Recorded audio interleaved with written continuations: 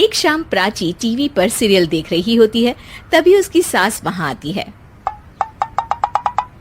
अरे सीरियल में तो ऐसे मग्न है जैसे आज रात का खाना पड़ोसी आकर बनाएंगे। मुझे पता ही नहीं था आपने अपने बेटे की शादी पड़ोस में भी की हुई है। हैं? मतलब? मतलब इस घर में सारा काम बहू ही करती है, आप तो सिर्फ खर्राटे मारती हैं। अच्छा जी, फिलहाल तो तुम आराम फरमा रही हो। चलो जाओ, ये मेरे टीवी देखने का समय है। आहा, इसीलिए मुझे भगाया जा रहा है। सॉरी, अब तो बिल्कुल नहीं जाऊंगी। प्राची की इस बात पर दोनों सास बहू के बीच टीवी रिमोट के पीछे बच्चों जैसे छीना झपटी शुरू हो जाती है, जिसके बीच श्लोक भी काम से घर वापस आ जाता है। आज मेरी चूहे बिल्ली की जोड़ी किस बात पर झगड़ रही है? अरे तेरे बीवी मुझे टीवी ही नहीं देखने दे रही। अरे तुम्हारी मम्मी मुझे खाना बनाने के लिए फोर्स कर रही है। अरे वाह, ऐसे बेतुके रीजन पर तो बच्चे भी झगड़ा नहीं करते। अरे मुझे कुछ मत बोल, सब इसने ही शुरू किया है। हाँ हाँ, जैसे आप तो बहुत दूध की धूली है ना। अरे बस, दोनों चुप। प्राची जाओ, खाने की तैयारी करो। और माँ तुम छोड़ो, तुम्हें क्या बोलूं, शांति से अपना सीरियल देखो।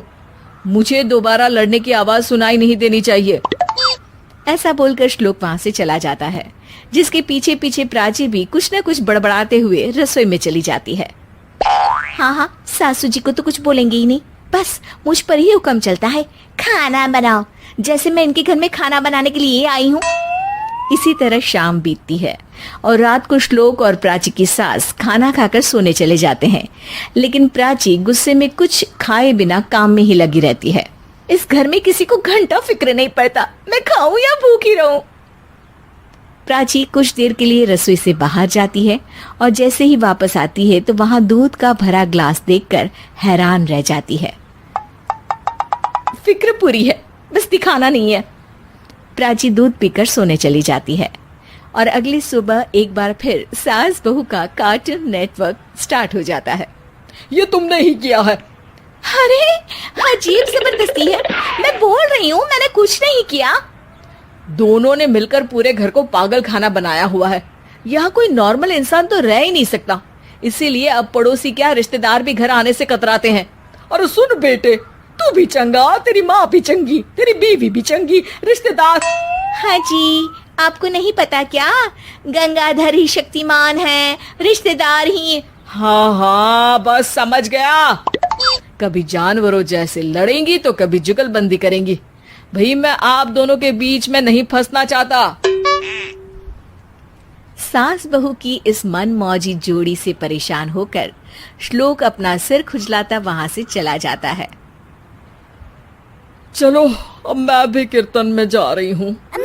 इस पर जैसे ही सास कमरे में अपना पर्स लेने जाती है तो वहां नाश्ते की प्लेट रखी देख मुस्कुराने लगती है और नाश्ता करके घर से बाहर निकलते हुए कुछ पैसे टेबल पर रख जाती है, जिसके कुछ देर बाद सिलेंडर वाला घर आता है। ओ मुरी मैया, मैं सिलेंडर के बारे में तो बिल्कुल भूल ही गई थी। घर खर्च के सारे पैसे भी मम्मी के पास है और श्लोक से बोला तो उल्टा 4 बात सुनाएंगे। प्राची ये सोच ही रही होती है कि अचानक उसका चेहरा चमक उठता है और वो घर में आकर इधर उधर देखने लगती है। तभी उसकी नजर टेबल पर रखे पैसों पर पड़ती है, जिन्हें वो सिलेंडर वाले को दे देती है। ये सब श्लोक देख लेता है। अच्छा बेटे, इतना बड़ा घोटाला, सबके सामने मैं तेरी दुश्मन और पीठ पीछे तेरी मेरी यारी। इस पर श्लोक एक प्लान बनाता है और शाम को सब एक साथ बैठे होने पर बोलने लगता है। माँ, तुम दोनों की बहुत लड़ाई होती है, इसलिए मैं सोच रहा हूँ कि प्राची को उसके घर छोड़ाऊं। इससे वो भी खुश रहेगी और तुम भी। अचानक श्लोक की ये बात सुनकर सास बहू शौक से उसकी तरफ देखती है। अरे ऐसे कैसे घर छोड़ाओगे, मुझे कहीं नहीं जाना। अरे तुमने बोला नहीं पर मैंने सुन लिया, तुम्हें मम्मी के साथ रहना अच्छा नहीं लगता, मुझे पता है। अरे वो अरे, जब बहू खुद कुछ काम बोले तो वो तुझे सुनता नहीं, और अब जो इसने बोला ही नहीं वो तू समझ गया। जब उसे नहीं जाना तो फिर जबरदस्ती क्यों कर रहा है? अच्छा, फिर आपको मौसी के घर छोड़ाता हूँ, बस अब आप दोनों एक घर में एक छत के नीचे नहीं रह सकती।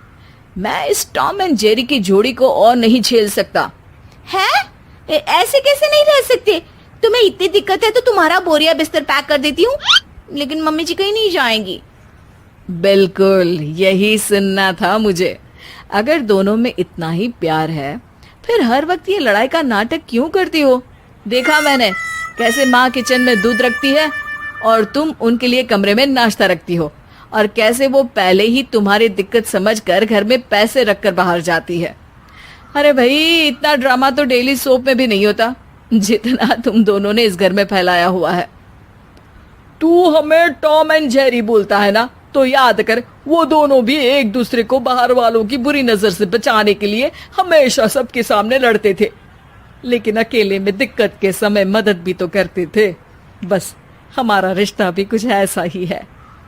और वैसे भी अगर सास बहू में तू मैं नहीं होती तो दुनिया वालों को कहानियां कैसे मिलेंगी?